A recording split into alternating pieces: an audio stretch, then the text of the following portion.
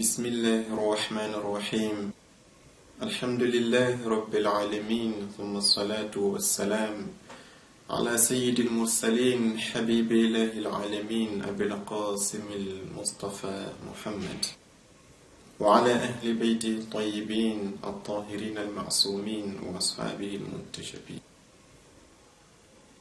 Chers musulmans, assalamu alaikum wa rahmatullahi ta'ala wa barakatuh.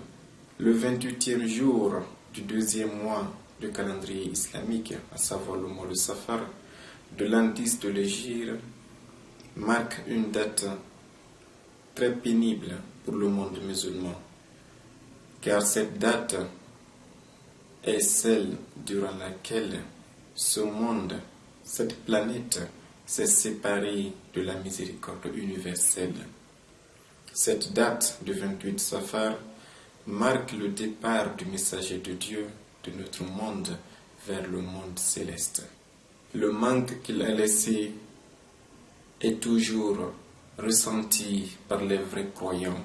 Ils savent que s'il était vivant aujourd'hui et s'il était là, physiquement présent parmi nous, et que nous puissions l'entendre aujourd'hui comme ceux qui ont vécu avec lui l'entendaient, les problèmes, les difficultés, les guerres ainsi que les séquelles que nous voyons aujourd'hui dans la communauté musulmane, ces guerres fratricides entre factions musulmanes, toutes ces guerres n'auraient pas existé aujourd'hui.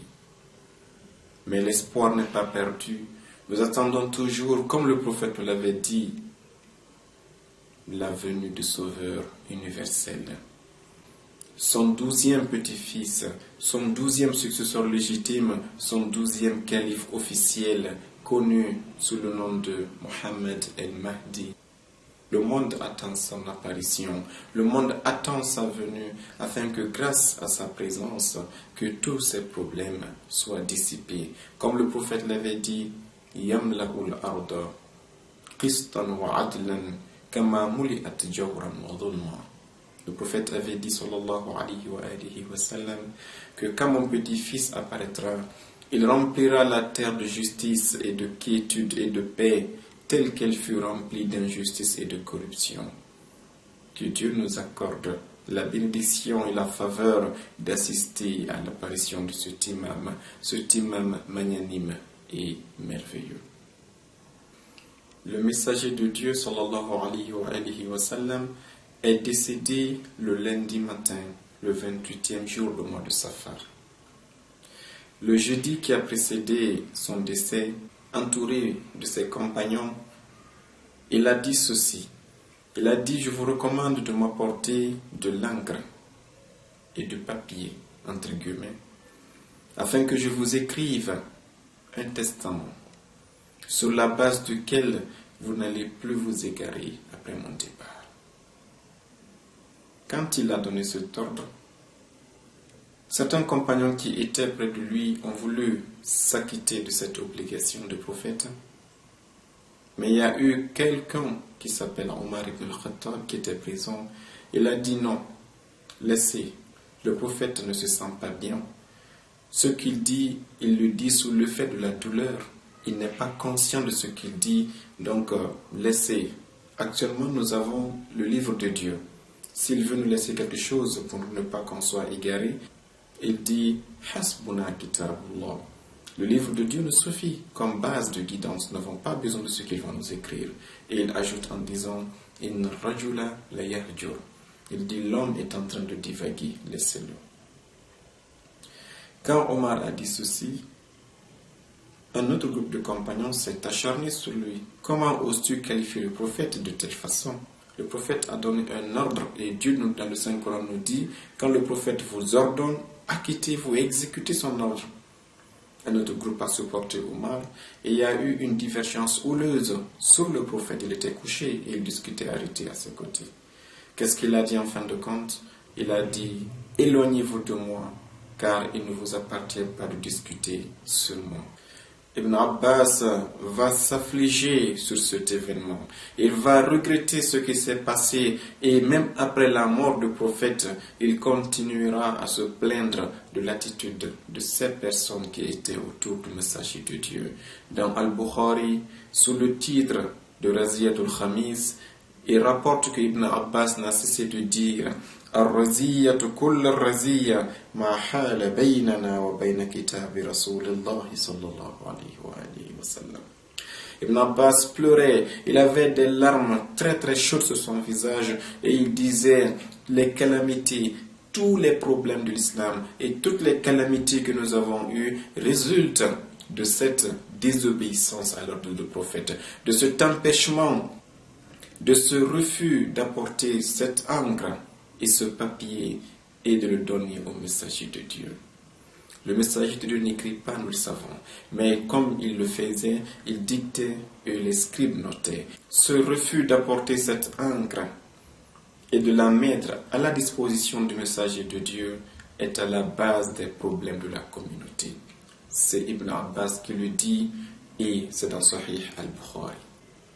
Le messager de Dieu, voyant cette attitude de la part des compagnons, mobilisa et convoqua une armée.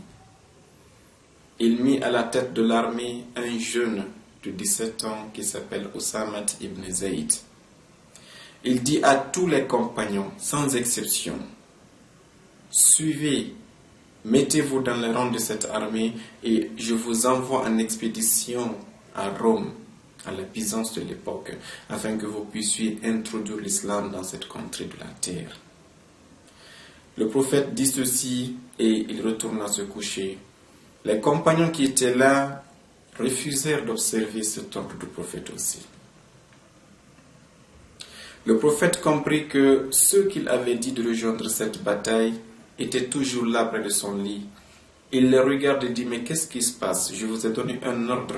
Rejoignez Oussama et allez vers l'expédition. Une fois qu'il sentit cette réserve de la part de certains compagnons, il fut contraint de se lever malgré sa maladie, de se rendre à la mosquée et de convoquer une assise. Il dit, je vous ai ordonné de suivre Oussama et je sais que certains parmi vous ont des réserves.